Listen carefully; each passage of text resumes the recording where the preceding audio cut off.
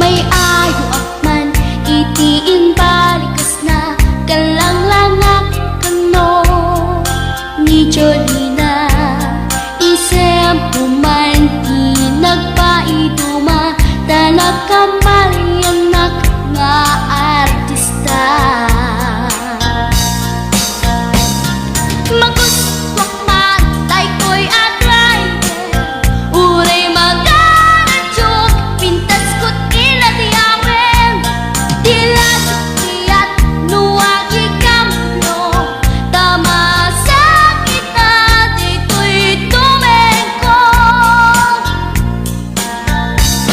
anyal nga ilet na dito'y gainak naglugaran kadyak nala amalisya kamay di kalbet nuwag itwan.